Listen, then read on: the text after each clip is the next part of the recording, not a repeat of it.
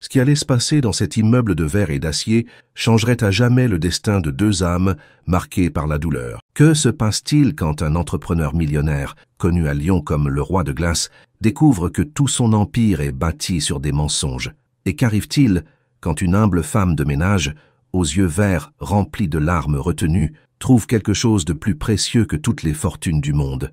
Dans les couloirs de marbre italiens où elle nettoyait les sols chaque aube, tandis qu'il prenait des décisions valant des millions depuis son bureau au 40e étage, aucun d'eux n'imaginait que leur monde était sur le point d'entrer en collision. Des secrets étaient enfouis dans les archives de cette entreprise, des murmures concernant un incendie qui avait coûté 3 vies et une ex-femme qui conservait des documents pouvant tout détruire. Mais au milieu des conspirations et des vérités cachées, le véritable mystère était autre. L'amour peut-il fleurir entre deux personnes séparées par un abîme social apparemment infranchissable? Car parfois, les joyaux les plus précieux ne sont pas ceux qui brillent dans les vitrines, mais ceux que le destin place sur notre chemin quand on s'y attend le moins, nous rappelant que les vrais trésors ne s'achètent pas avec de l'argent, mais se trouvent dans les cœurs prêts à voir au-delà des apparences. L'eau glacée coulait sur ses mains gercées, tandis que Marie Dubois nettoyait le sol en marbre italien de l'immeuble le plus luxueux de Lyon. Ses yeux verts, normalement brillants comme des émeraudes polies,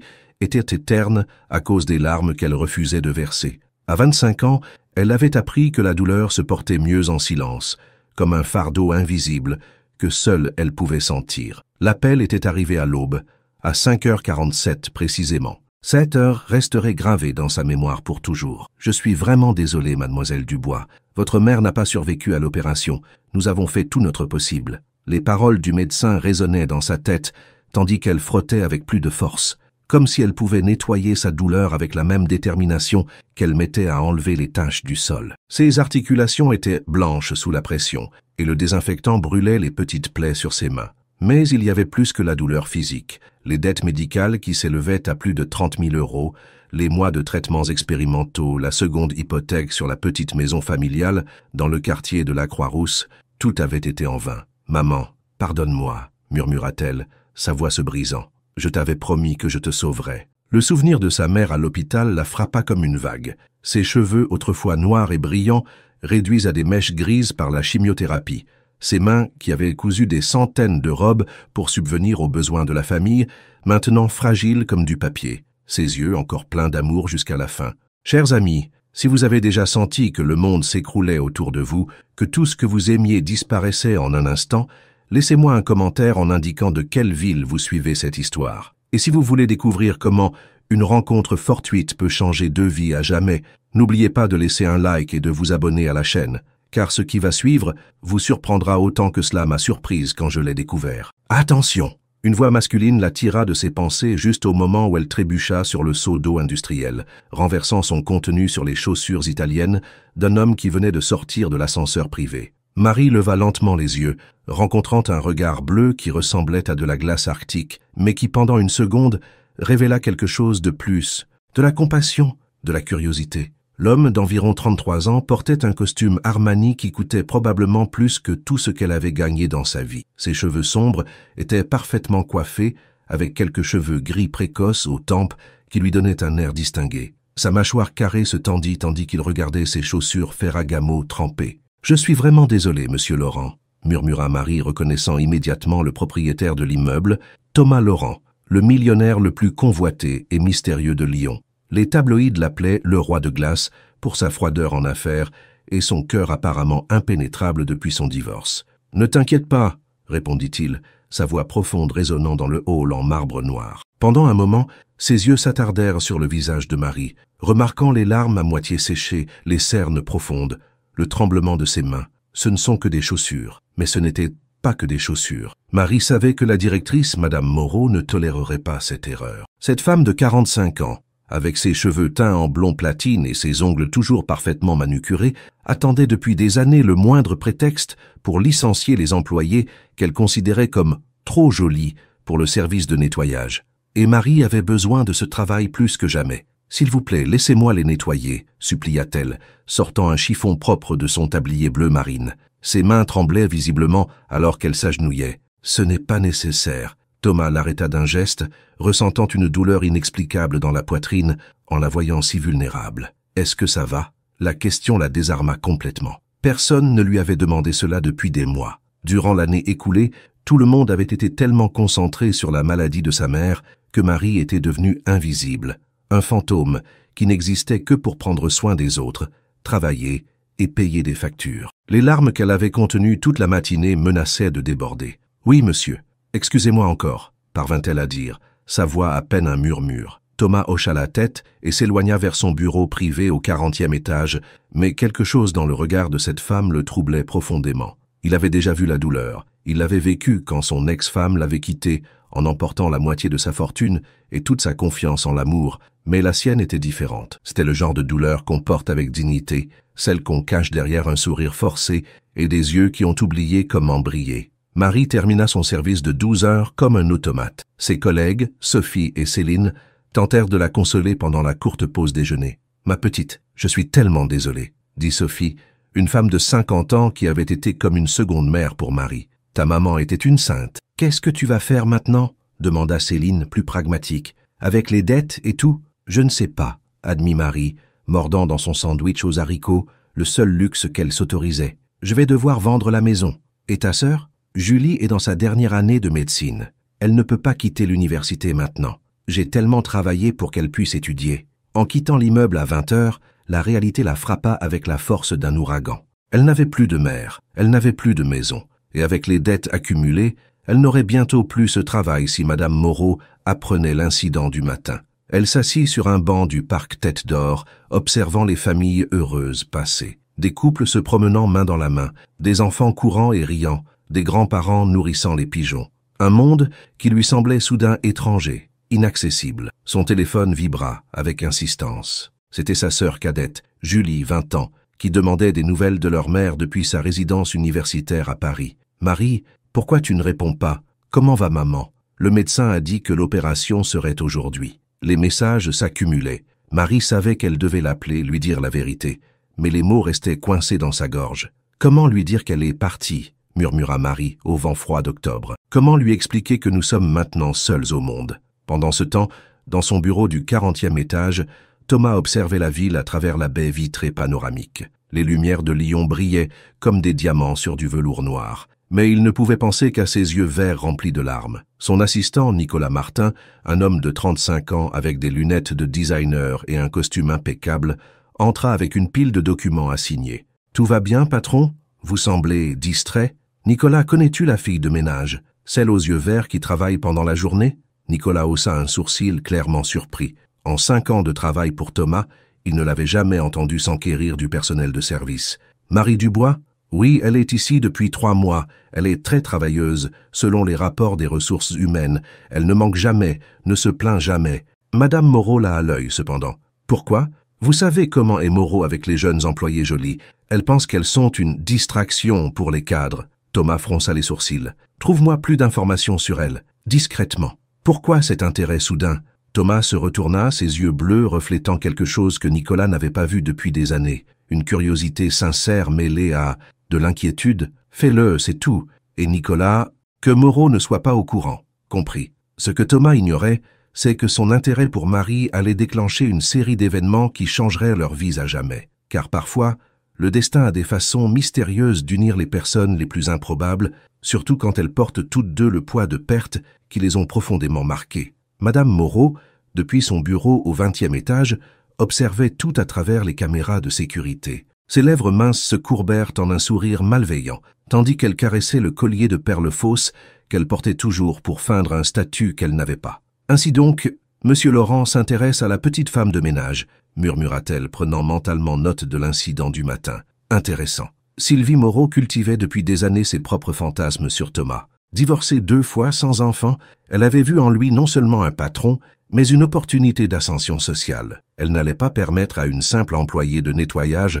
aussi jolie soit-elle, de s'interposer dans ses plans. Elle prit le téléphone et composa un numéro qu'elle connaissait par cœur. « Isabelle, c'est Sylvie. Je crois que nous avons un problème avec ton ex-mari. » 2 semaines après l'incident avec l'eau, Marie se trouvait en train de nettoyer la bibliothèque privée de l'étage des cadres. C'était un privilège que peu d'employés avaient. L'accès à la collection personnelle de Thomas Laurent, une pièce qui ressemblait davantage à celle de La Belle et la Bête qu'à un immeuble d'entreprise moderne. Les murs étaient recouverts du sol au plafond d'étagères en acajou. Les livres anciens sentaient le cuir et la sagesse accumulée, et la douce lumière qui entrait par les baies vitrées créait une atmosphère presque magique. Pendant un instant, Marie se permit de rêver d'une vie différente, une où elle pourrait s'asseoir dans ce fauteuil en cuir et se perdre dans les pages jaunies. « Ma mère me lisait ses contes », murmura-t-elle, caressant la tranche d'une première édition des Poèmes à New York de Lorca. Le souvenir la frappa avec force. Sa mère, assise dans le rocking chair délabré de leur maison, lisant d'une voix mélodieuse tandis que Marie et Julie écoutaient, fascinées. « Tu aimes la poésie ?» La voix profonde la fit sursauter au point qu'elle faillit laisser tomber son plumeau. Thomas était appuyé contre l'encadrement de la porte, habillé plus décontracté que d'habitude, avec une chemise bleu marine et un pantalon de costume gris. Sans l'armure de son costume formel, il semblait plus humain, plus accessible. « Je suis désolé, monsieur Laurent, je n'aurais pas dû toucher vos livres. » Marie baissa les yeux, consciente qu'elle avait franchi une ligne invisible. « Ne t'excuse pas. Les livres sont faits pour être lus, pas pour décorer, » répondit-il, entrant dans la bibliothèque et fermant doucement la porte derrière lui. « Tu connais Lorca ?» Marie acquiesça timidement. « Ma mère était professeure de littérature dans un lycée public. Avant qu'elle ne tombe malade, elle nous lisait de la poésie tous les soirs. »« Malade ?» Thomas s'approcha, gardant une distance respectueuse, mais suffisamment proche pour que Marie puisse sentir son coûteux parfum. « Cancer. Elle est décédée il y a 2 semaines. » Les mots sortirent dans un murmure à peine audible. Le silence qui suivit était lourd, chargé de compréhension mutuelle. Thomas connaissait cette douleur trop bien. Sa propre mère était morte quand il avait 15 ans, le laissant à la merci d'un père froid et distant qui ne parlait que d'affaires et jamais de sentiments. « Je suis vraiment désolé, » dit-il finalement, et Marie put entendre la sincérité dans sa voix. Perdre une mère, il n'y a pas de mots. « Merci. » Marie commença à rassembler son matériel de nettoyage, sentant qu'elle en avait trop partagé. « Je dois continuer mon travail. »« Attends !» Thomas s'approcha de l'étagère et, après avoir cherché quelques instants, sortit un livre à la couverture de cuir usé. « Prends celui-ci. C'était le préféré de ma mère. » Marie regarda le livre avec de grands yeux. C'était une première édition de 100 ans de solitude de Gabriel Garcia Marquez, probablement évalué à des milliers d'euros. « Je ne peux pas l'accepter, c'est trop précieux. La valeur est dans la lecture, pas dans le prix. » Thomas lui tendit le livre avec un demi-sourire qui adoucit ses traits. « De plus, j'ai besoin de ton avis sur la fin. Je me suis toujours demandé pourquoi Marquez a choisi de terminer ainsi la saga des Buendia. Cher lecteur, avez-vous déjà ressenti que quelqu'un vous voit vraiment pour la première fois au-delà des apparences? Racontez-moi dans les commentaires si vous pensez que Marie devrait accepter l'offre qui va suivre. Est-ce le destin ou un piège? Et n'oubliez pas de laisser un like si vous voulez découvrir quel sombre secret cache notre mystérieux millionnaire dans son passé. Marie prit le livre de ses mains tremblantes, sentant le poids de l'histoire entre ses doigts. « Pourquoi faites-vous cela ?» Thomas la regarda fixement, ses yeux bleus montrant une vulnérabilité qu'il cachait au monde. « Parce que je reconnais la douleur dans tes yeux, et parce que les livres ont sauvé ma vie quand j'ai perdu ma mère. Peut-être qu'ils pourront t'aider comme ils m'ont aidé. » Ce soir-là, dans son petit appartement du quartier de la Guillotière, Marie lut jusqu'à ce que ses yeux se ferment de fatigue. Les mots de Garcia Marquez la transportaient loin des murs écaillés, loin des factures impayées empilées sur la table de la cuisine, loin de la douleur qui menaçait de la consumer. Le lendemain, elle trouva une note dans son casier d'employé, écrite d'une calligraphie élégante mais pressée. « Qu'as-tu pensé du colonel Aureliano Buendia, héros ou victime de son propre destin? T.L. » Marie sourit pour la première fois depuis des semaines, et d'une main tremblante, écrivit sa réponse sur un papier du même bloc-notes qu'elle utilisait pour sa liste de courses. Fascinant, mais triste. Je crois que tous les Buendia étaient condamnés à la solitude parce qu'ils n'ont jamais appris à aimer sans condition. Qu'en pensez-vous? Ainsi commença leur échange secret. Des notes cachées entre les livres, des conversations volées dans les couloirs vides quand elle nettoyait et qu'ils passaient par hasard, des regards qui duraient 1 seconde de plus que nécessaire et laissèrent les deux le cœur battant. Madame Moreau, bien sûr, remarqua tout. 3 semaines plus tard, par un matin particulièrement froid de novembre, Moreau appela Marie dans son bureau. « Dubois », dit-elle sans lever les yeux de son ordinateur, ses ongles rouges, tapotant impatiemment le bureau. « J'ai besoin que tu nettoies les toilettes des cadres au 40e étage. Il y a une réunion importante avec des investisseurs japonais. » C'était un piège, et Marie le savait. Ces toilettes n'étaient nettoyées que par les employés les plus fiables, ceux avec des années de service impeccables, mais elle ne pouvait pas refuser sans risquer son emploi. « Oui, Madame Moreau. » Et Dubois, ajouta la femme avec un sourire qui n'atteignait pas ses yeux. Assure-toi de terminer avant 11 heures. Nous ne voulons pas que tu déranges les cadres. Marie monta au 40e étage avec son chariot de nettoyage, le cœur battant fort. Les toilettes des cadres étaient une œuvre d'art en marbre blanc et accessoires dorés, plus grande que tout son appartement. Pendant qu'elle nettoyait, elle entendit des voix s'approcher dans le couloir. Panique. Elle ne devait pas être là pendant une réunion. Elle se cacha dans la cabine la plus éloignée, priant pour qu'il n'entre pas dans les toilettes. Mais la chance n'était pas de son côté. La porte s'ouvrit et plusieurs voix masculines remplirent l'espace. Parmi elles, elle reconnut celle de Thomas. La fusion avec la corporation Yamamoto nous positionnera comme leader sur le marché asiatique, entendit-elle Thomas expliquer en anglais parfait. Nous parlons d'une expansion qui triplera nos revenus en 5 ans. Les chiffres qu'il mentionnait donnèrent le vertige à Marie. Des millions d'euros, peut-être des milliards. Un monde aussi éloigné du sien que la lune de la Terre. Laurent-san, dit une voix avec un fort accent japonais, votre proposition est impressionnante, mais nous avons besoin de garanties. Nos investisseurs veulent s'assurer que votre entreprise maintient les plus hauts standards éthiques. Bien sûr, Yamamoto-san, notre réputation est irréprochable. Soudain, il y eut un bruit métallique. L'un des cadres avait laissé tomber quelque chose qui roula sur le sol en marbre. Marie, depuis sa cachette, vit un éclat brillant s'arrêter devant la cabine où elle se cachait. Sans réfléchir, mue par l'instinct de tout garder impeccable, elle ouvrit la porte pour ramasser l'objet. C'était une bague en platine, avec un diamant bleu, probablement une bague de fiançailles extrêmement coûteuse. Mais lorsqu'elle ouvrit la porte de la cabine, elle se retrouva face à face avec tous les cadres, et pire encore, avec Madame Moreau, qui était apparue comme par magie. « Voleuse !» cria la directrice, sa voix stridente résonnant dans les toilettes. « Prise la main dans le sac, elle volait la bague de Monsieur Yamamoto. Non, je voulais juste... » Marie essaya d'expliquer, la bague tremblant dans sa main tendue. « Silence, Monsieur Laurent, j'exige que vous appeliez la police immédiatement. Nous ne pouvons pas tolérer ce genre de comportement dans notre entreprise. » Le chaos éclata. Les cadres japonais murmuraient entre eux, visiblement mal à l'aise. Thomas observait la scène en fronçant les sourcils, évaluant la situation. Marie était paralysée, tenant la bague comme si c'était une grenade sur le point d'exploser. Les larmes d'humiliation commencèrent à couler sur ses joues. Tout était terminé. Elle perdrait son travail, irait peut-être en prison.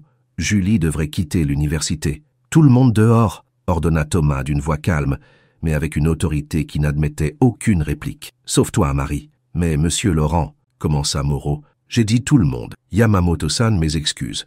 Nous continuerons la réunion dans la salle de conférence dans 5 minutes. » Quand ils furent seuls, Marie tremblait comme une feuille, incapable de regarder Thomas dans les yeux. « Je jure sur la mémoire de ma mère que je ne volais pas. La bague est tombée et je voulais juste la rendre. » Les mots sortaient précipitamment entre les sanglots. « Je sais. » Marie leva les yeux, surprise. « Vous savez, j'ai vu quand la bague a roulé vers la cabine, et j'ai vu ta réaction instinctive de la ramasser. De plus, ajouta-t-il avec une douceur que Marie ne lui connaissait pas, je t'observe depuis ces dernières semaines. Tu n'es pas une voleuse, Marie. Alors pourquoi?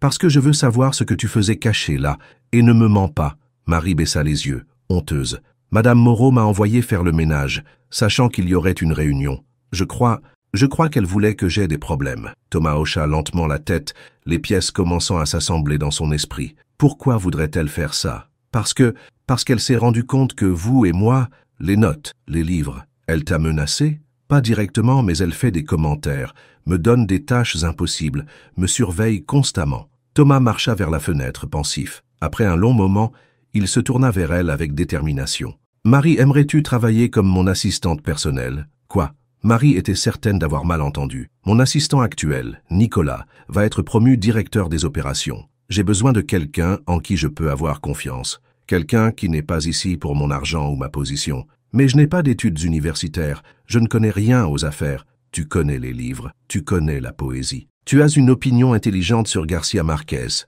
Thomas fit un pas en avant. « Et le plus important, tu sais ce que c'est que de lutter pour survivre, de travailler dur, de prendre soin des autres avant toi-même. » Marie sentit son cœur s'arrêter. Pour la première fois depuis des mois, peut-être des années, quelqu'un la voyait vraiment au-delà de l'uniforme de femme de ménage. « Madame Moreau ne le permettra pas. Madame Moreau ne décide pas pour moi.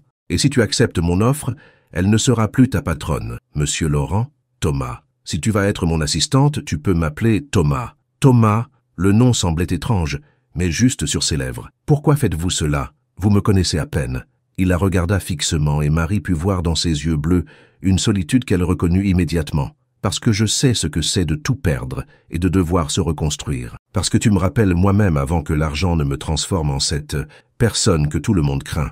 Et parce que... » Il fit une pause, choisissant ses mots avec soin. « Parce que je crois que nous nous sommes rencontrés pour une raison. » Ce soir-là, Marie appela sa sœur Julie, sa voix tremblant d'émotion et de peur. « Tu ne vas pas croire ce qui s'est passé aujourd'hui. » Pendant qu'elle racontait les événements de la journée, elle ne remarqua pas que quelqu'un d'autre écoutait la conversation. Madame Moreau avait mis son téléphone sur écoute depuis des semaines, une autre de ses méthodes pour garder le contrôle sur les employés. Dans son appartement luxueux à Confluence, Moreau souriait en enregistrant chaque mot. Elle composa un numéro sur son téléphone portable. « Isabelle, c'est moi. Ton ex-mari vient d'offrir un poste d'assistante personnelle à la femme de ménage. Oui, celle dont je t'ai parlé. Je crois qu'il est temps que tu interviennes. » Isabelle Bernard, depuis son penthouse à Bellecour, contempla son reflet dans le miroir tout en écoutant. À 31 ans, elle était toujours belle, mais l'amertume avait durci ses traits parfaits. Ainsi, Thomas a trouvé un nouveau jouet, murmura-t-elle. Très bien, Sylvie. Il est temps de lui rappeler pourquoi il m'a aimé autrefois, et pourquoi il recommencera. Marie commença son nouveau travail d'assistante personnelle par un matin gris de novembre. Le bureau en chêne qui lui fut assigné était situé dans une antichambre privée, juste à l'extérieur du bureau de Thomas, un monde éloigné des couloirs de service et des toilettes qu'elle nettoyait auparavant. La vue depuis le 40e étage était impressionnante. Tout Lyon s'étendait devant elle comme une tapisserie urbaine. « Bienvenue de l'autre côté. » Nicolas Martin lui sourit gentiment tout en lui expliquant le système informatique. « Je vois que tu as conquis le cœur du patron. Ce n'est pas ce que tu penses. » Marie rougit, lissant nerveusement son nouveau tailleur bleu marine, le premier qu'elle avait acheté avec son avance de salaire. « Thomas ne fait pas de faveur, Marie. Si tu es ici, c'est parce qu'il voit quelque chose de spécial en toi. Ne le déçois pas. » Les premières semaines furent un tourbillon d'apprentissage. Marie découvrit qu'elle avait un talent naturel pour l'organisation, pour anticiper les besoins, pour lire entre les lignes des emails et des appels que Thomas recevait. Mais surtout, elle découvrit que Thomas Laurent était une énigme enveloppée de mystère, un homme avec plus de couches qu'un oignon. Un après-midi pluvieux, alors qu'elle organisait son agenda pour la semaine suivante, Marie trouva une photographie qui tomba d'entre des documents financiers. Elle était vieille, avec les bords usés par le temps. Une belle femme aux cheveux noirs comme l'aile d'un corbeau et aux yeux gris acier embrassait un Thomas plus jeune, plus souriant, plus vivant. « Tu fouillais dans mes affaires personnelles ?» Marie sursauta tellement qu'elle faillit renverser son café sur le clavier. Thomas se tenait derrière elle, son expression indéchiffrable, les yeux fixés sur la photographie. « Je suis désolée, elle est tombée de ses papiers et je... » bégaya-t-elle, sentant qu'elle avait franchi une ligne invisible. « C'est Isabelle, mon ex-femme. » La voix de Thomas était plate, mais Marie put détecter la douleur sous la surface. « Elle est très belle, » dit Marie, ne sachant quoi dire d'autre. « Elle l'est. » À l'extérieur, Thomas prit la photo, l'étudiant comme si c'était la première fois qu'il la voyait. « Nous nous sommes mariés jeunes. J'avais 25 ans, elle en avait 23. Je croyais que c'était l'amour véritable. Il s'est avéré que ce qu'elle aimait, c'était mon compte en banque et le statut social qu'il lui procurait. « Je suis désolée, » murmura Marie, remettant soigneusement la photo à sa place. « Tu n'as pas à t'excuser. Peut-être est-il temps que quelqu'un connaisse la vérité. » Thomas s'assit sur le bord du bureau, chose qu'il n'avait jamais faite auparavant. « Sais-tu, quand elle m'a quitté ?» Marie secoua la tête. « Le jour où mon entreprise a failli faire faillite. Il y a 8 ans, j'ai pris de mauvaises décisions. J'ai fait confiance aux mauvaises personnes. J'ai presque tout perdu. Isabelle a pris ce qui restait de nos comptes communs, et elle est partie. Sa lettre d'adieu disait « Je ne me suis pas mariée pour être pauvre. » Marie le regarda vraiment pour la première fois.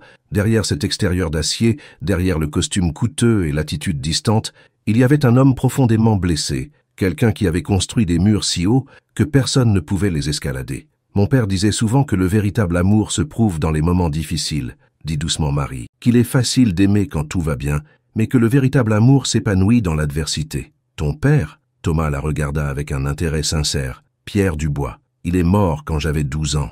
Accident de construction. » Marie sentit le nœud familier dans sa gorge. Il était maçon. Il travaillait sur la construction de la Part-Dieu. Un jour, l'échafaudage a cédé. L'entreprise savait qu'il était défectueux, mais c'était moins cher de prendre des risques que de le remplacer. « Mon Dieu, Marie !» Depuis lors, maman et moi avons pris soin de Julie. Maman cousait des robes, j'ai commencé à travailler à 14 ans. Ménage, serveuse, ce qui se présentait. Julie est brillante, nous ne pouvions pas gaspiller son talent. Tu as pris soin des autres toute ta vie, observa Thomas, une nouvelle compréhension éclairant ses yeux. Quelqu'un doit le faire. Marie haussa les épaules. La famille est tout ce que nous avons, nous les pauvres. Leurs yeux se rencontrèrent, et pendant un moment éternel, le monde extérieur cessa d'exister. Il y avait quelque chose d'électrique dans l'air, une connexion qu'aucun des deux n'osait nommer. Le moment fut brutalement interrompu par l'interphone. « Monsieur Laurent ?» La voix de la réceptionniste semblait nerveuse. « Madame Isabelle Bernard est ici pour vous voir. Elle insiste sur le fait que c'est urgent. » Marie vit Thomas se tendre, chaque muscle de son corps se raidissant. « Dis-lui que je suis en réunion. J'ai essayé, monsieur, mais elle dit qu'elle attendra toute la journée s'il le faut.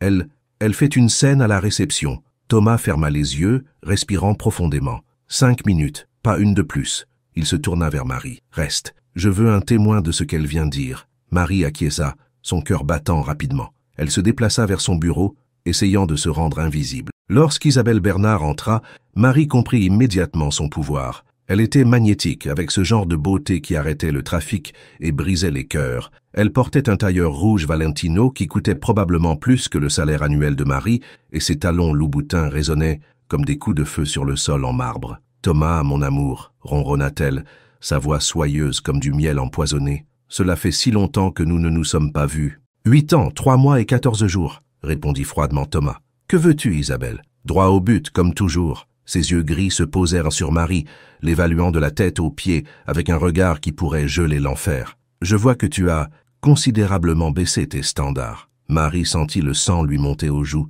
mais garda son sang-froid, ses mains serrées sur le clavier. « Marie est mon assistante personnelle, et je te demande de la traiter avec respect. » La voix de Thomas avait un tranchant dangereux. « Assistante ?» Isabelle rit, un son musical mais dépourvu de joie. « Depuis quand les femmes de ménage sont-elles promues assistantes personnelles ? Oh oui, j'ai tout appris. Sylvie me tient très bien informée. Si tu n'as rien d'important à dire, je veux revenir, Thomas. » Les mots tombèrent comme des bombes dans le silence du bureau. Marie faillit laisser tomber sa tasse de café. Thomas resta immobile, comme si on l'avait transformé en pierre. « Pardon ? Je me suis trompé. J'ai été une idiote, une enfant effrayée. Je t'aime. Je t'ai toujours aimé. » Isabelle s'approcha de lui, ses mouvements félins et calculés. « Donne-moi une autre chance. Tu m'as quitté quand j'avais le plus besoin de toi. » Thomas se leva, mettant de la distance entre eux. « Tu as vidé nos comptes, vendu les bijoux que j'avais hérités de ma mère, et tu as disparu avec mon meilleur ami. Antoine a été une erreur. Nous ne sommes plus ensemble. Je me suis rendu compte que tu étais le seul homme qui m'ait vraiment aimé.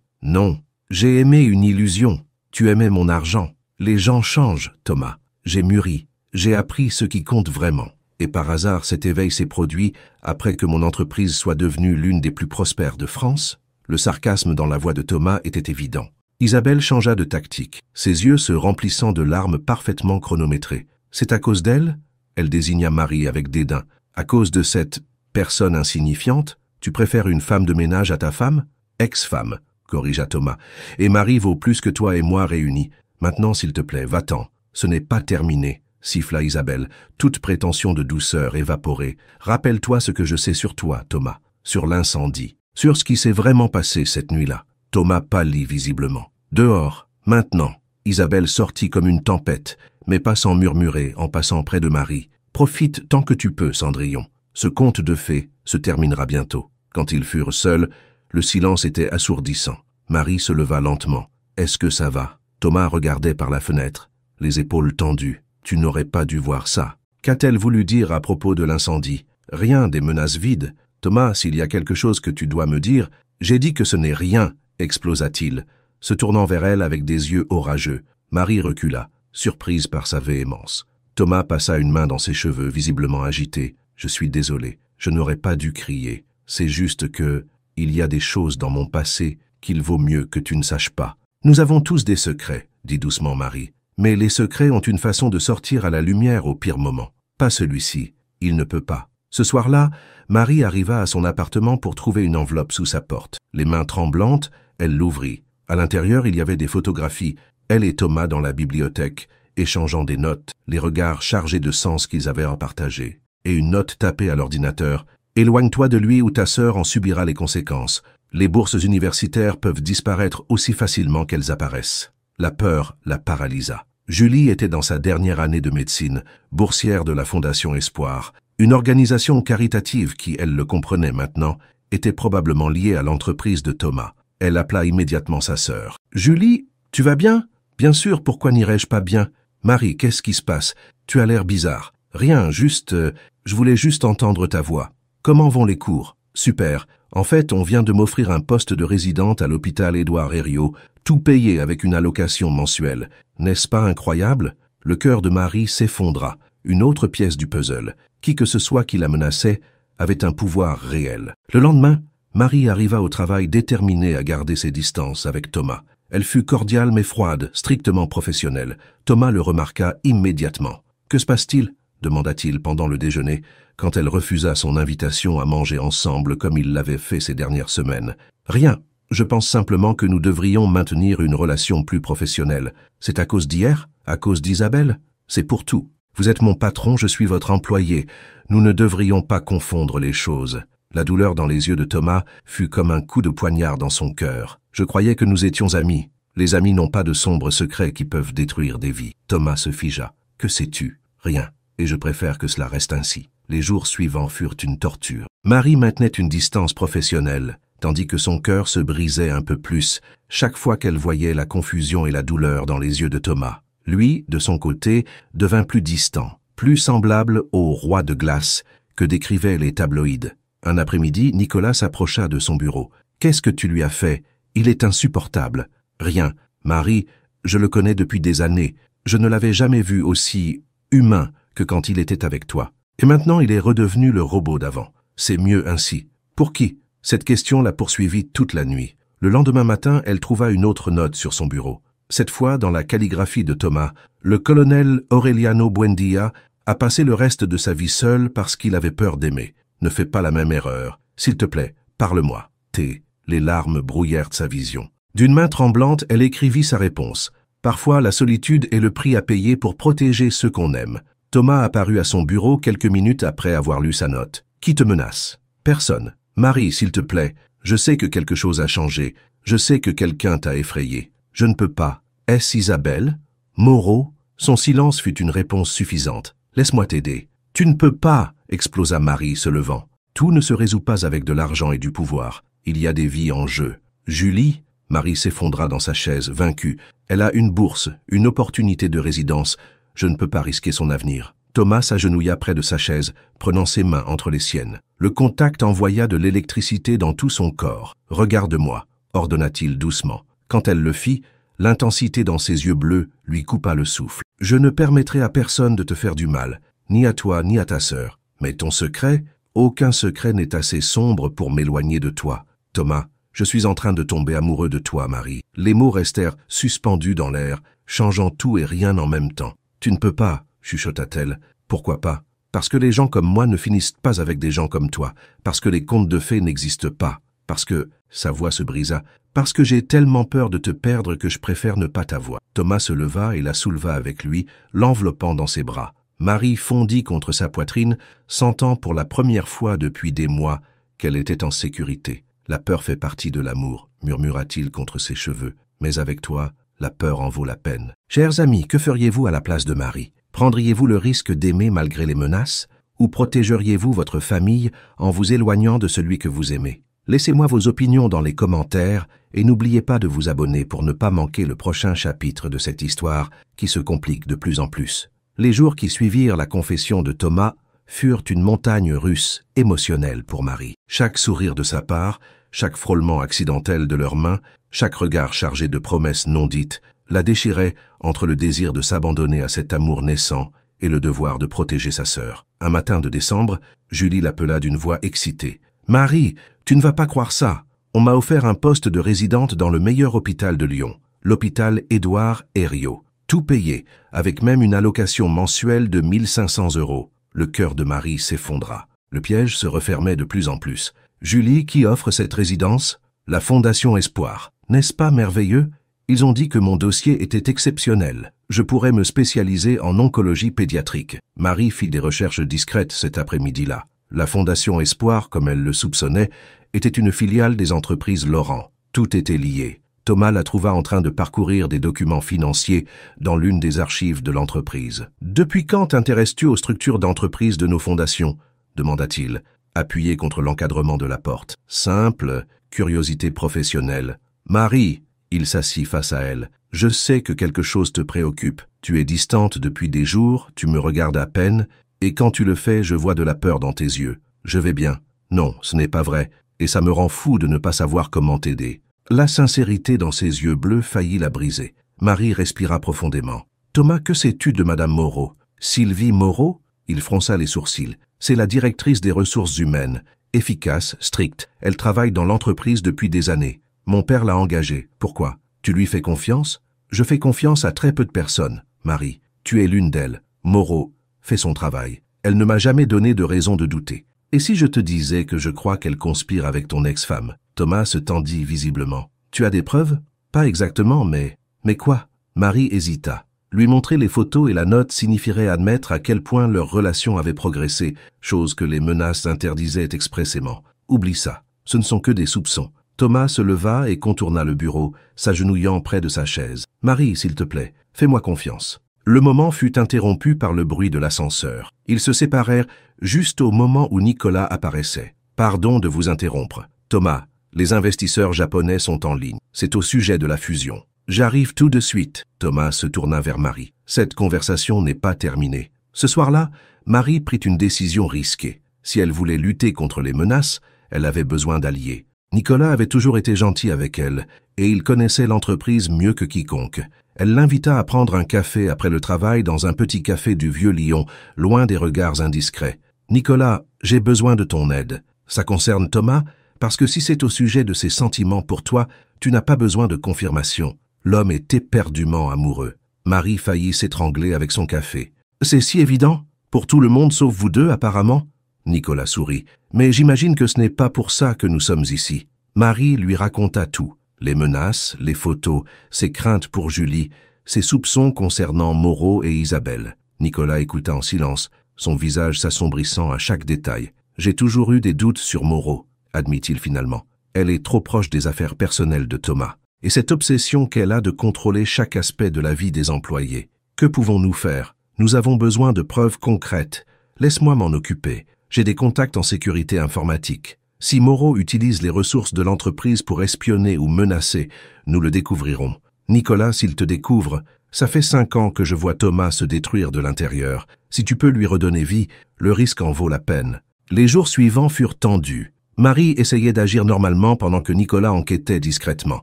Thomas, de son côté, devenait plus insistant dans ses tentatives de se rapprocher d'elle.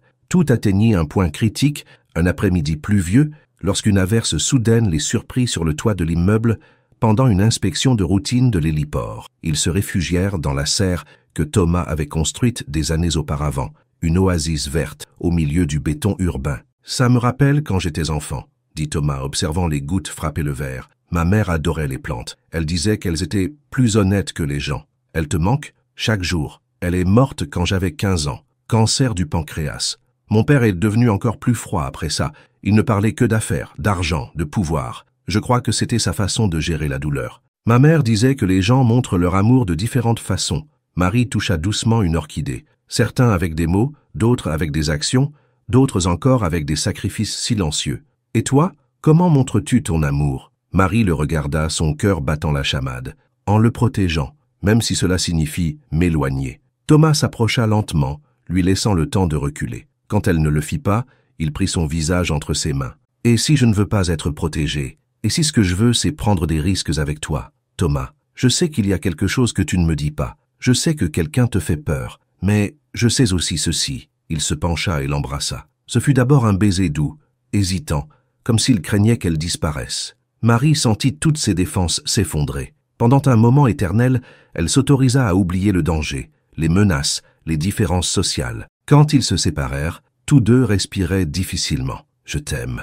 murmura Thomas contre ses lèvres. « Je sais que c'est tôt, je sais que c'est compliqué, mais je t'aime. »« Tu ne peux pas, » répondit-elle, bien que son cœur criait le contraire. « Il est déjà trop tard. » Le moment magique fut brutalement interrompu par le bruit de l'ascenseur de secours. Ils se séparèrent juste au moment où Madame Moreau apparaissait, ses cheveux platines trempés par la pluie, ses yeux brillants de malice. « Monsieur Laurent, on vous demande urgemment en bas. Il semble qu'il y ait un problème avec la sœur de Mademoiselle Dubois. » Marie sentit son sang se glacer. Thomas remarqua immédiatement sa pâleur. Quel genre de problème? Un accident à l'université. Rien de grave d'après ce que je comprends, mais elle est à l'hôpital. Marie descendit en courant, Thomas la suivant de près. Dans le hall, Nicolas les attendait avec une expression inquiète. « Julie va bien », dit-il immédiatement en voyant la panique sur le visage de Marie. « Mais il y a eu un incident étrange à la bibliothèque de la faculté. Que s'est-il passé? Les escaliers principaux, quelqu'un a répandu de l'huile. Plusieurs étudiants ont glissé, y compris ta sœur. Elle a une entorse à la cheville et quelques contusions. » Marie chancela, et Thomas la soutint immédiatement. « Allons à l'hôpital », ordonna-t-il. « Nicolas, amène la voiture. » Cher lecteur, l'amour véritable est toujours mis à l'épreuve. Pensez-vous que Marie continuera d'aimer Thomas quand elle découvrira son sombre secret? L'amour peut-il racheter même les erreurs les plus graves du passé? Ou y a-t-il des actions impardonnables qu'aucun amour ne peut surmonter? Laissez vos opinions dans les commentaires et n'oubliez pas de vous abonner pour ne pas manquer le dénouement dramatique qui approche. À l'hôpital Saint-Joseph, Julie était assise sur un brancard, sa cheville bandée et son visage pâle. « Marie !» s'exclama-t-elle en la voyant. C'était si étrange. Les escaliers étaient parfaitement propres ce matin. Le personnel d'entretien jure que personne n'avait prévu de cirer les sols. Thomas observait la scène, les pièces s'assemblant enfin dans son esprit. « Julie, c'est ça ?» Il s'approcha avec son meilleur sourire professionnel. « Je suis Thomas Laurent, le patron de ta sœur. » Julie le regarda avec de grands yeux. « Le fameux Thomas. Marie parle beaucoup de vous. »« Ah bon ?» Thomas regarda Marie en haussant un sourcil. « Julie » avertit Marie, rougissant. « Quoi ?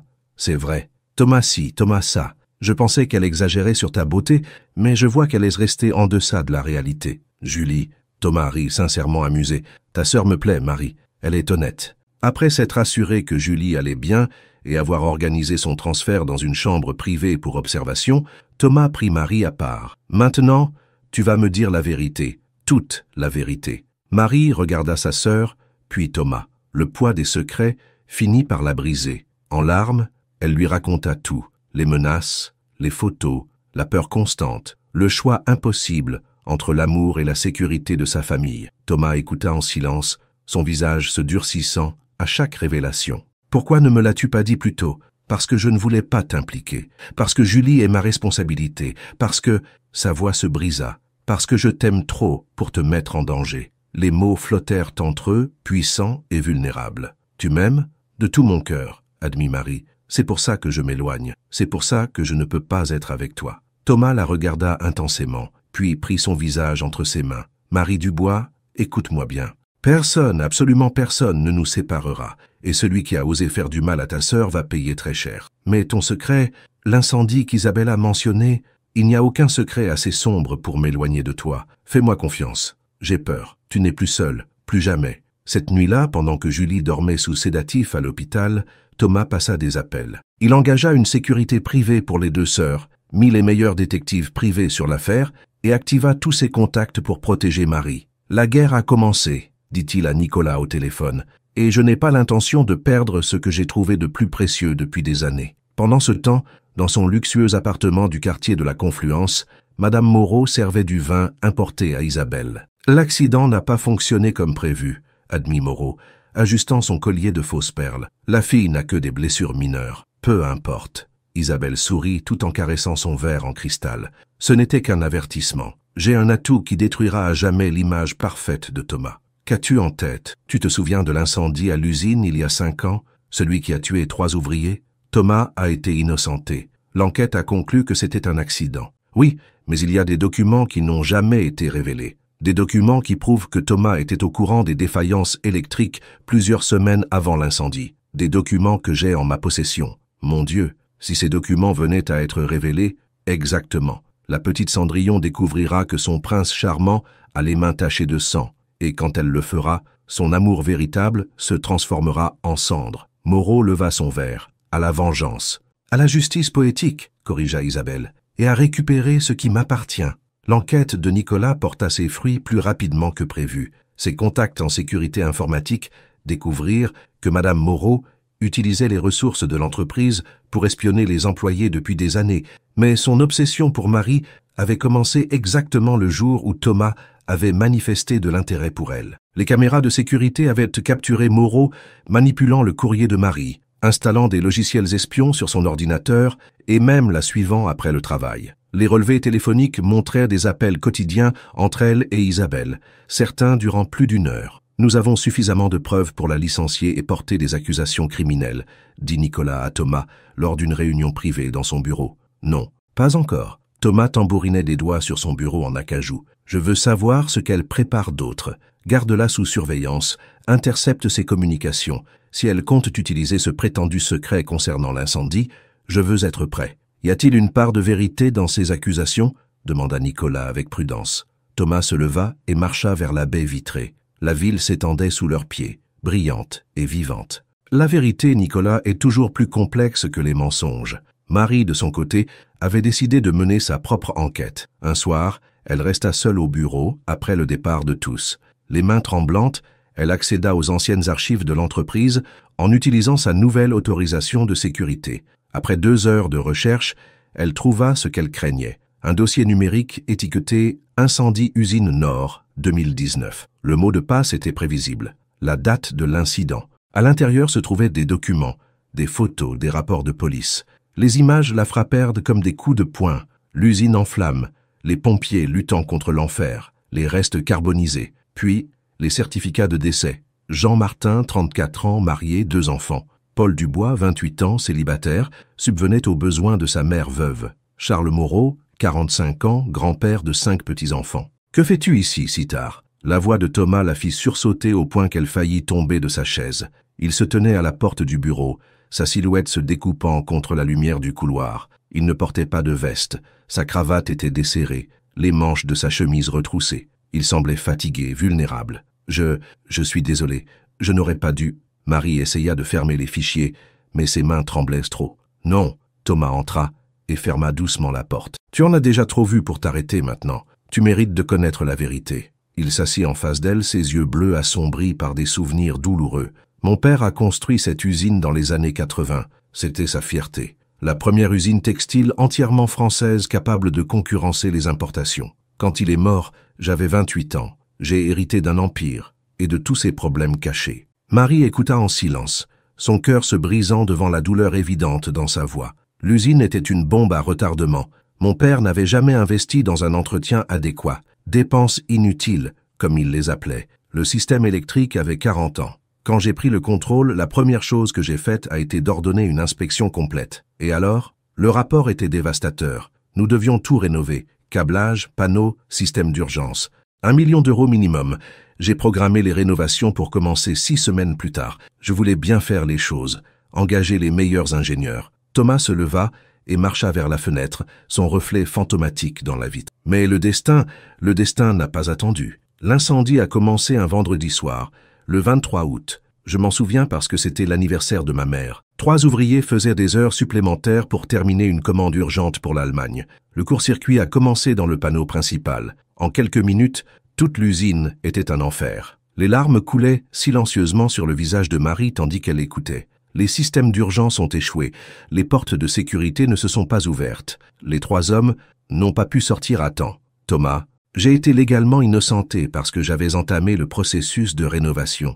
Les plans étaient signés, les entrepreneurs choisis. Mais moralement, il se tourna vers elle, et Marie vit des larmes dans ses yeux. Moralement, je porte ces 3 morts chaque jour. Si j'avais agi plus vite, si j'avais fermé l'usine immédiatement. Marie se leva et s'approcha lentement de lui. Ce n'était pas ta faute. Vraiment? 3 familles ont perdu leurs proches parce que j'ai décidé d'attendre 6 semaines. Tu as fait ce que tu pouvais avec les informations que tu avais. Tu n'es pas omniscient. Dis-le à la veuve de Jean Martin quand elle pleure à chaque anniversaire, ou aux enfants de Paul qui ont grandi sans père. Marie prit son visage entre ses mains, l'obligeant à la regarder. Tu veux savoir pourquoi je peux te comprendre? Parce que mon père est mort dans un accident similaire. L'entreprise savait que l'échafaudage était défectueux et ils n'ont rien fait. Ils n'ont même pas essayé de le réparer. Toi, au moins, tu agissais. Marie. Et depuis, qu'as-tu fait? J'ai vu les rapports. Tu as créé un fonds pour les familles. Tu paies l'éducation de tous les enfants. Ton usine a maintenant les normes de sécurité les plus élevées du pays. Rien de tout cela ne les ramènera. Non, mais cela honore leur mémoire et sauve d'autres vies. Ils s'enlacèrent en silence, 2 âmes blessées trouvant un réconfort mutuel. Ce fut Nicolas qui les interrompit 1 heure plus tard. « Thomas, nous avons un problème. Isabelle vient de convoquer une conférence de presse pour demain. Elle va révéler des informations compromettantes sur les pratiques commerciales de Laurent Industries. » Le lendemain, l'immeuble de l'entreprise était en chaos. Des journalistes de tous les grands médias se bousculaient dans le hall, caméra et microphone, prêts à capturer le scandale de l'année. Marie arriva tôt, vêtue de son meilleur tailleur noir, déterminée à soutenir Thomas quoi qu'il arrive. Elle le trouva dans son bureau, impeccablement habillé mais avec de profonds cernes. « Tu n'es pas obligé d'être ici », lui dit-il en la voyant. « Ça va devenir laid. Je suis exactement là où je dois être », répondit-elle fermement. Nicolas entra précipitamment. « Ils sont prêts. Isabelle est déjà en bas avec les médias. Et merde, Moreau est avec elle. Madame Moreau est impliquée publiquement ?» Marie fut surprise. Apparemment, elle a décidé de brûler tous les ponts. Elle a aussi démissionné ce matin par email. Thomas ajusta sa cravate. « Très bien. Il est temps d'affronter cela. »« Attends », Marie le retint. « Il y a quelque chose que tu dois savoir. Hier soir, après notre conversation, j'ai trouvé d'autres documents. Nicolas m'a aidé à accéder aux fichiers privés de Moreau. Et Isabelle a falsifié des documents. Elle a créé de faux emails pour qu'ils semblent venir de toi, manipuler des dates d'inspection. Tout pour faire croire que tu étais au courant du danger des mois avant. » Thomas la regarda fixement. « Tu as des preuves ?» Nicolas sourit et montra une clé USB. « Métadonnées, journaux de connexion, tout. » Cette idiote a utilisé son ordinateur d'entreprise pour créer les faux documents. Pour la première fois depuis des jours, Thomas sourit. « Alors changeons le scénario. » Ils descendirent ensemble, Marie à ses côtés, Nicolas derrière avec les preuves. Les flashs des caméras les aveuglèrent en entrant dans la salle de conférence. Isabelle était à la tribune, dramatique dans une robe noire, Madame Moreau à ses côtés, comme un vautour attendant sa proie. « Aujourd'hui, je révèle la vérité sur Thomas Laurent », disait Isabelle aux caméras. Un homme qui se présente comme un entrepreneur exemplaire, mais qui a les mains tachées du sang de 3 innocents travailleurs. Des murmures remplirent la salle. Isabelle sourit, savourant le moment. « J'ai la preuve que Thomas savait des mois avant l'incendie fatal que l'installation électrique était défectueuse. Des emails, des rapports ignorés, tout est ici. » Elle montra un dossier de documents. Les reporters devinrent fous, criant des questions. C'est alors que Thomas monta à la tribune, calme et maîtrisé. « Mesdames et messieurs de la presse, merci d'être venus. Il y a effectivement une histoire à raconter sur l'incendie de 2019, mais ce n'est pas celle que mon ex-femme essaie de vous vendre. » Isabelle pâlit. Thomas n'ose pas. « La vérité, continua-t-il, l'ignorant, c'est que j'ai hérité d'une usine avec des décennies de négligence. Oui, j'ai ordonné des inspections. Oui, j'ai programmé des rénovations complètes. Et oui, le destin a été cruel et l'incendie s'est produit avant que je puisse mettre en œuvre les changements. » Il fit une pause, regardant directement les caméras. « J'ai vécu avec cette culpabilité chaque jour. C'est pourquoi j'ai créé le fonds mémorial. C'est pourquoi nos usines ont maintenant les normes de sécurité les plus élevées. C'est pourquoi les familles des victimes reçoivent un soutien à vie. »« Mensonge !» cria Isabelle. « J'ai les emails. »« Ah oui, les emails !» Thomas sourit froidement. « Nicolas, s'il te plaît. » Nicolas connecta son ordinateur portable au projecteur. Sur l'écran apparurent les documents originaux à côté des documents falsifiés, avec les horodatages réels et falsifiés clairement visibles. Ce que mon ex-femme ne vous dit pas, c'est que ces documents ont été créés il y a 3 semaines, sur un ordinateur de notre entreprise, par notre ex-directrice des ressources humaines, Madame Moreau, ici présente. Le chaos éclata. Moreau tenta de fuir, mais fut arrêté par la sécurité. Isabelle, acculée, tenta un dernier mouvement désespéré. « C'est une conspiration. Thomas Laurent est un monstre qui séduit ses employés. Demandez-lui à propos de sa relation avec son assistante. » Tous les regards se tournèrent vers Marie. Les caméras la ciblèrent, s'attendant à voir de la honte ou de la peur. Au lieu de cela, Marie marcha vers la tribune, la tête haute. « Mon nom est Marie Dubois. Je suis l'assistante personnelle de Monsieur Laurent. Et oui, je suis amoureuse de lui. » Les murmures s'intensifièrent. Thomas la regarda avec étonnement et admiration. « Mais pas pour son argent ou sa position, » continua Marie, sa voix claire et forte. « Je l'aime parce que j'ai vu son âme. J'ai vu comment il se tourmente de n'avoir pas pu sauver ses vies. J'ai vu comment il travaille sans relâche pour honorer leur mémoire. » Elle se tourna vers les caméras, ses yeux verts brillants de détermination. « Mon père est mort dans un accident du travail quand j'avais 12 ans. L'entreprise responsable ne s'est jamais excusée, n'a jamais aidé ma famille. Je connais la différence entre négligence criminelle et tragédie. Thomas Laurent n'est pas parfait, mais c'est un homme qui apprend de ses erreurs et essaie de les réparer. C'est pathétique, glapit Isabelle. Ce qui est pathétique, intervint Thomas, prenant publiquement la main de Marie, c'est d'utiliser la tragédie de 3 familles pour des vengeances personnelles. Ce qui est pathétique, c'est de menacer une jeune femme innocente, de saboter son lieu d'étude, tout par jalousie et cupidité. La conférence se termina dans un tourbillon. Isabelle et Moreau furent arrêtés pour falsification de documents et tentative d'extorsion. Les médias, étonnamment, prirent le parti de Thomas et Marie. Ce soir-là, sur le toit de l'immeuble, Marie et Thomas contemplèrent la ville. « C'était très courageux ce que tu as fait aujourd'hui, » dit-il, l'enlaçant par derrière. « Tu l'as été davantage. Affronter ton passé publiquement. Marie, il la fit pivoter pour la regarder dans les yeux. Aujourd'hui, tu as dit que tu étais amoureuse de moi. Oui, elle ne détourna pas le regard. Ça te dérange? Ce qui me dérange, c'est que je l'ai dit en premier et que tu m'as battu en le déclarant publiquement, plaisanta-t-il avant de redevenir sérieux. Épouse-moi. Quoi? Je sais que c'est tôt. Je sais que nous venons de traverser un enfer médiatique. Mais je sais aussi que je ne veux pas affronter un autre jour sans toi à mes côtés. Pas comme mon assistante, mais comme ma femme. Thomas, les gens diront qu'ils disent ce qu'ils veulent. Que dis-tu, toi? Marie pensa à tout ce qu'ils avaient traversé, aux menaces, aux peurs, aux différences sociales. Mais elle pensa aussi aux notes entre les livres, aux regards volés, à la façon dont il la faisait se sentir vue, valorisée, aimée. Oui, murmura-t-elle, les larmes coulant sur ses joues. Harry, je t'épouserai. Thomas sortit de sa poche une petite boîte. À l'intérieur, une bague avec une émeraude entourée de diamants. Elle appartenait à ma mère. L'émeraude m'a rappelé tes yeux dès le premier jour. Tandis qu'il glissait la bague à son doigt, Marie sentit que l'univers s'alignait enfin. Je t'aime, dirent-ils à l'unisson, scellant leur promesse par un baiser sous les étoiles de Lyon. La nouvelle de leur fiançailles se répandit comme une traînée de poudre. Les médias se divisèrent. Certains les appelaient l'histoire d'amour de l'année, d'autres accusaient Marie d'être une chasseuse de fortune.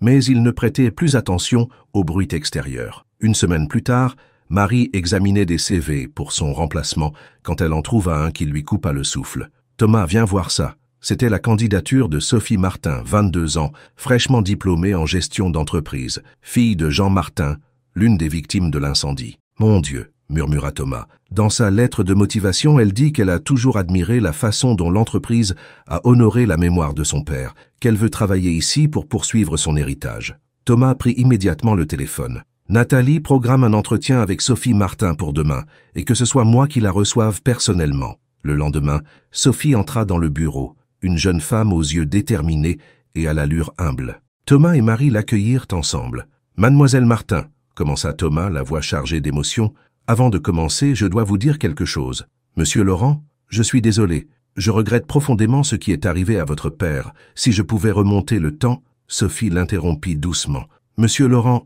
mon père disait toujours que les accidents arrivent, mais que ce qui définit une personne, c'est sa façon d'y répondre. Vous avez pris soin de ma famille toutes ces années. Vous avez payé mes études, aidé ma mère. Je n'ai rien à vous pardonner. » Marie prit la main de Thomas sous le bureau, sentant qu'elle tremblait légèrement. « J'aimerais vous offrir plus qu'un poste d'assistante, » dit finalement Thomas. « Seriez-vous intéressé à diriger notre nouvelle fondation pour la sécurité au travail? Nous avons besoin de quelqu'un qui comprenne personnellement l'importance de ce travail. » Les yeux de Sophie se remplirent de larmes. « Ce serait un honneur, monsieur Laurent. » Après le départ de Sophie, Thomas s'effondra dans son fauteuil. « Ça va ?»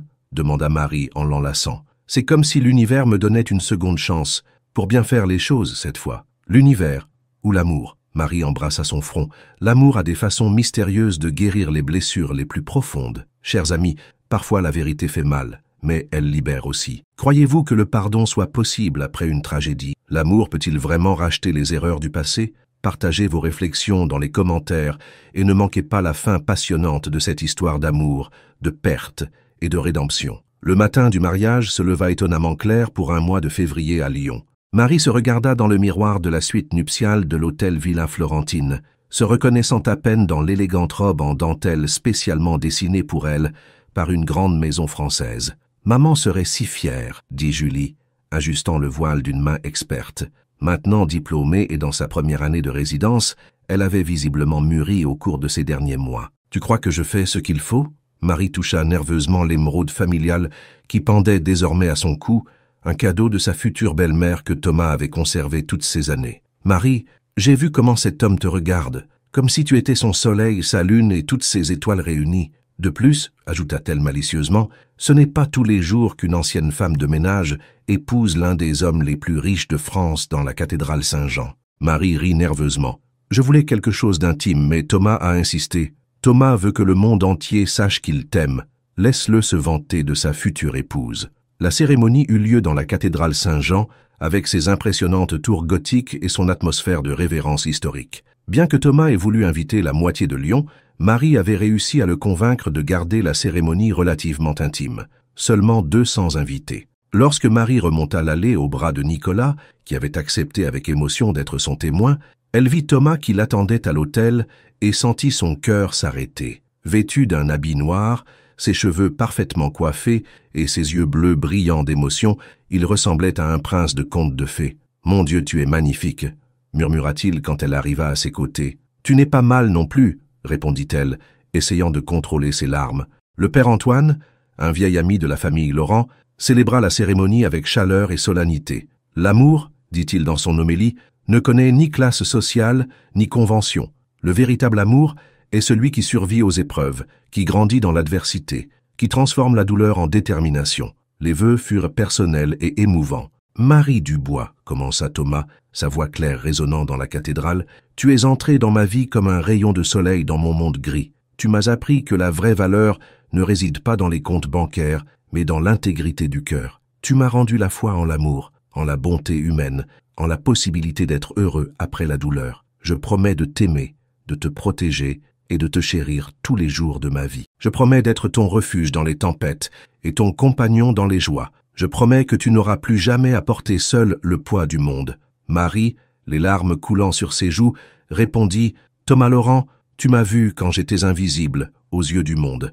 Tu m'as donné des ailes quand je croyais ne pouvoir que me traîner. Tu m'as montré qu'il est permis de rêver grand, que je mérite d'être aimé pleinement. Je promets d'être ta compagne, ta confidente, ton foyer, dans la richesse et dans la pauvreté, bien que j'espère que nous ne reviendrons pas à la pauvreté, car je me suis habitué aux jolies robes, des rires doux, emplirent la cathédrale, brisant la tension émotionnelle. Je promets d'être à tes côtés, dans les succès et les échecs, dans les scandales médiatiques et dans la paix du foyer. Je promets de t'aimer non pas malgré tes cicatrices, mais à cause d'elles, car elles me montrent ton humanité. » Lorsque le prêtre les déclara mari et femme, le baiser qu'ils partagèrent fut tendre et profond, une promesse silencieuse de tout ce qui allait venir. La réception eut lieu dans les jardins du musée des Beaux-Arts, décorés de milliers de lumières et de fleurs blanches.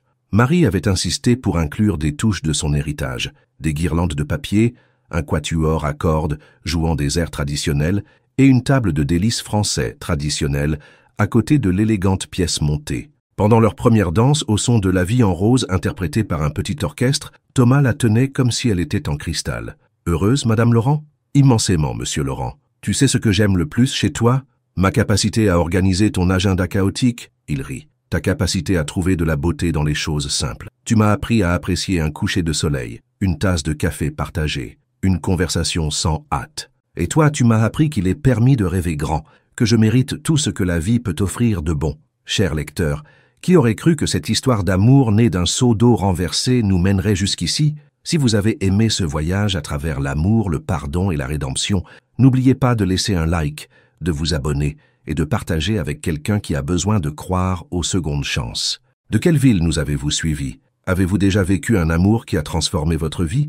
Je vous lis dans les commentaires. La soirée se déroula entre danse, rire et discours émouvants. Nicolas, en tant que témoin, raconta des anecdotes sur la façon dont Marie avait révolutionné le bureau et le cœur de Thomas. Julie parla de comment sa sœur avait tout sacrifié pour elle et méritait ce bonheur. Mais ce fut Sophie Martin, désormais directrice de la Fondation pour la sécurité au travail, qui fit le discours le plus touchant. « Mon père est mort dans un accident qui aurait pu être évité. Pendant des années, j'ai gardé de la rancœur dans mon cœur. Mais rencontrer Thomas et Marie m'a appris que de la douleur peut naître un but. Ils n'honorent pas seulement la mémoire des disparus, mais travaillent activement pour qu'aucune autre famille ne souffre comme nous avons souffert. Leur amour n'est pas seulement romantique, il est transformateur. Il change des vies, guérit des blessures, construit des ponts. C'est pourquoi aujourd'hui, je ne célèbre pas seulement un mariage, je célèbre la preuve que l'amour peut racheter même les moments les plus sombres. La lune de miel se déroula sur la Côte d'Azur, dans une villa privée face à la Méditerranée. Sans luxe ostentatoire, juste eux deux, la mer turquoise et du temps pour apprendre à se connaître sans les pressions du monde extérieur. « Tu sais ce qui est le plus ironique ?» dit Thomas un soir, alors qu'il marchait sur la plage sous la pleine lune. « Quoi donc ? J'ai passé des années à construire des murs pour me protéger de la douleur, et c'est toi, avec ton honnêteté brutale et ton cœur ouvert, qui les a démolis sans même essayer. Peut-être que les murs attendaient la bonne personne pour tomber. Ou peut-être, il l'enlaça par derrière, contemplant ensemble le reflet de la lune sur les vagues. L'univers a des façons mystérieuses de réunir les personnes qui ont besoin l'une de l'autre. De retour à Lyon, la vie prit un nouveau rythme. Marie, respectant une condition qu'elle avait posée, partageait son temps entre la direction de la fondation Seconde Chance, maintenant élargie pour offrir des bourses aux enfants de travailleurs de toute l'industrie, et l'aide au nettoyage dans l'immeuble de l'entreprise 2 fois par semaine. « Je ne veux pas oublier d'où je viens », expliqua-t-elle à un journaliste perplexe qui l'avait trouvé en train de nettoyer le hall un mercredi après-midi. L'humilité ne se perd pas avec l'argent, elle se cultive avec la mémoire. La fondation s'épanouit sous sa direction. Au cours de sa première année, elle offrit des bourses à 100 étudiants. Marie s'impliqua personnellement dans chaque cas, se souvenant de ses propres luttes. Un jour, en examinant des demandes, elle en trouva une qui attira particulièrement son attention.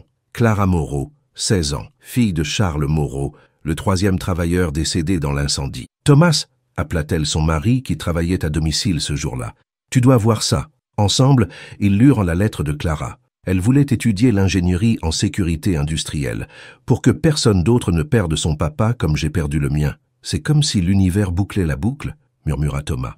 Non seulement ils accordèrent une bourse à Clara, mais ils l'invitèrent à passer un été comme stagiaire dans l'entreprise. La brillante jeune fille devint comme une fille adoptive pour le couple. 2 ans après le mariage, par un matin de printemps, Marie entra dans le bureau de Thomas avec une expression étrange sur le visage. « Qu'est-ce qui se passe? Tu vas bien ?» Thomas se leva immédiatement, inquiet. « Je suis enceinte. » Le silence dura exactement 3 secondes avant que Thomas ne la soulève dans ses bras, tournant avec elle, tout en riant de pure joie. « Nous allons être parents. Nous allons avoir un bébé. Thomas, repose-moi, j'ai le vertige. Tu fais de moi l'homme le plus heureux du monde. » La nouvelle se répandit rapidement dans toute l'entreprise. Même les employés les plus sceptiques, qui au début avaient douté de leur relation, célébraient maintenant sincèrement le bonheur du couple. La grossesse ne fut pas facile. Marie développa une prééclampsie et dut observer un repos complet les 3 derniers mois. Thomas, terrifié à l'idée de la perdre, devint surprotecteur au point d'en être exaspérant. « Chérie, si tu m'apportes encore un verre d'eau, je vais t'y noyer », menaça Marie depuis son lit. « Le médecin a dit hydratation constante. Le médecin n'a pas dit de me transformer en poisson. » Julie, maintenant une oncologue pédiatrique respectée, leur rendait fréquemment visite. « Je n'aurais jamais pensé te voir comme ça, beau-frère. » Le grand Thomas Laurent, réduit à un infirmier anxieux. « Ta sœur a changé ma vie, Julie. Je ne sais pas ce que je ferais sans elle. Tu ne la perdras pas. Elle est plus forte que tu ne le crois. Elle a survécu à la pauvreté, à la perte de nos parents, a élevé une adolescente rebelle. Une grossesse compliquée ne va pas la vaincre. » Le jour de l'accouchement, tout l'hôpital était en alerte maximale. Thomas avait engagé la meilleure équipe médicale de France, à la consternation de Marie. « Je n'ai pas besoin de 15 médecins pour accoucher. Ce sont juste les meilleurs spécialistes dans leur domaine. » Thomas, après 12 heures de travail, naquit Espérance Marie-Laurent Dubois, avec les yeux bleus de son père et la détermination de sa mère. « Elle est parfaite », murmura Marie, épuisée mais radieuse, en tenant sa fille pour la première fois. Comme sa mère, Thomas embrassa son front, les larmes coulant librement sur son visage. « Thomas, tu pleures? Ce sont des larmes de joie. J'ai le droit d'être ému. Le roi de glace fondu par un bébé de 3 kilos, par 2 femmes qui ont changé ma vie. Ils décidèrent de la nommer Espérance pour 2 raisons. Pour la fondation qui les avait unis et pour ce que représentait sa naissance, une nouvelle chance de famille pour tous les 2. 5 ans plus tard, l'auditorium était plein pour le 5e anniversaire de la fondation Seconde Chance. Marie, désormais une philanthrope respectée et une oratrice motivante, monta sur l'estrade avec Espérance par la main. La petite fille, un mélange parfait de ses parents avec des cheveux châtains ondulés et des yeux bleu-vert, regardait tout avec curiosité. « Il y a 11 ans, » commença Marie, sa voix claire et confiante, « je nettoyais les sols d'un immeuble d'entreprise en croyant être invisible aux yeux du monde. J'avais perdu ma mère, j'étais noyée sous les dettes, et je voyais l'avenir comme un tunnel sans issue. » Elle regarda Thomas au premier rang, son cœur s'accélérant encore à la vue de ses yeux bleus qui la regardaient avec adoration. « Aujourd'hui, je dirige une fondation qui a changé plus de 500 vies. Mais plus important encore, j'ai appris que nous avons tous une histoire de douleur qui peut se transformer en objectif, que le véritable amour ne connaît pas de classe sociale, que parfois les miracles se déguisent en accidents. » Elle souleva Espérance dans ses bras. « Ma fille ne connaîtra jamais la pauvreté que j'ai vécue, mais elle connaîtra la valeur du travail acharné, l'importance de l'empathie et le pouvoir transformateur de l'éducation. Parce que le véritable héritage n'est pas ce que tu accumules, mais les vies que tu touches. Les applaudissements furent assourdissants. Thomas monta sur scène et prit le microphone. « Ma femme est trop modeste. Elle ne vous a pas parlé des nuits qu'elle passe à examiner chaque demande, des visites personnelles aux familles, des bourses supplémentaires qu'elle finance de sa propre poche. Marie n'a pas seulement changé ma vie, elle change l'avenir de centaines de jeunes. »« Papa » interrompit Espérance, tirant sur la veste de Thomas. « Pourquoi maman pleure ? Parce qu'elle est heureuse, princesse. Les gens pleurent quand ils sont heureux, quand le bonheur est très grand. Oui. » Ce soir-là, alors qu'il couchait Espérance, la petite fille posa une question qui les fit réfléchir. « Maman, tu nettoyais des maisons ?»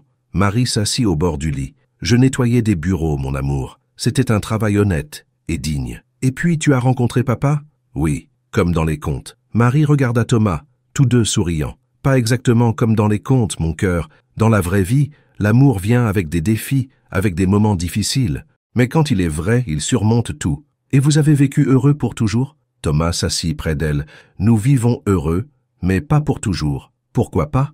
Parce que « pour toujours » donne l'impression que l'histoire s'arrête là. Et notre histoire continue de s'écrire chaque jour. Chaque fois que maman aide un étudiant, chaque fois que papa améliore les conditions de ses employés, chaque fois que tu apprends quelque chose de nouveau. » Espérance y réfléchit un moment. « J'aime mieux comme ça. Les histoires qui continuent sont plus amusantes. » Après que la petite fille se fut endormie, Marie et Thomas montèrent sur la terrasse de leur maison dans le quartier de Fourvière. La vue de Lyon brillait comme un manteau d'étoiles terrestres. « As-tu jamais imaginé que nous finirions ainsi ?» demanda Marie, blottie contre son mari. « Quand je t'ai vue ce premier jour, trempant mes chaussures, quelque chose m'a dit que tu serais importante dans ma vie. Mais ceci, il engloba d'un geste leur foyer, leur famille, leur vie actuelle. Ceci dépasse tous les rêves que j'aurais pu avoir. Tu sais ce qui est le plus ironique ? Quoi ? Que la bague d'Isabelle dans ses toilettes n'était pas une erreur. C'était l'univers qui conspirait en notre faveur. » Thomas rit. « Le destin a un sens de l'humour tordu. Tu regrettes quelque chose ? Seulement de ne pas t'avoir trouvé plus tôt. Et toi ?» Marie contempla les étoiles, pensant à sa mère, à son père, à tout le chemin parcouru. « Je regrette de ne pas avoir cru plus tôt que je méritais d'être heureuse. Mais chaque épreuve, chaque larme, chaque moment difficile m'a amenée ici, à toi, à Espérance.